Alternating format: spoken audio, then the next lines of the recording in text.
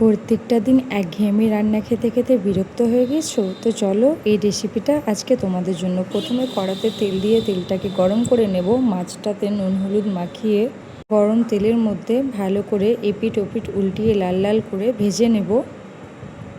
মাছগুলো যখন দেখব লাল লাল করে ভাজা হয়ে গেছে তখন নামিয়ে নেব। তারপরে এখানে আমি ফুলকপিটাকেও ভেজে নেব। ফুলকপিটাকেও লাল লাল করে আমাদেরকে ভাজতে হবে। এখানে আমার ভাজা হয়ে গেছে। তারপর তেলে আমরা দিয়ে দেবো পেঁয়াজ। পেঁয়াজটিকে একটু নেড়ে দিয়ে দেবো নুন আর হলুদ। তারপর দিয়ে দেবো আদা রসুন লঙ্কা বাটা। এটাকেও ভালো করে আমরা মিক্স করে নেব। আর দেবো একটু ধনে গুঁড়ো। এটাকেও ভালো করে কষিয়ে নেব। তারপর দিয়ে দেবো আমরা জলটাকেও আমরা 5 থেকে 10 মিনিট ভালো করে ফুটিয়ে নেব। তারপর দিয়ে দেবো ফুলকপিগুলো। ফুলকপিটা দেওয়া হয়ে গেলে দিয়ে দেবো ভেজে রাখা মাছ। দিয়ে আমরা আবারও 5 থেকে 10 মিনিট ভালো করে ফুটিয়ে নেব। তারপর আমরা দিয়ে দেবো একটু ধনিয়া পাতা আর একটু চিনি আর একটু গরম মশলা। আমাদের রেডি হয়ে গেল মাছের ঝোল। বাড়িতে বানান আর খেয়ে বলুন কেমন।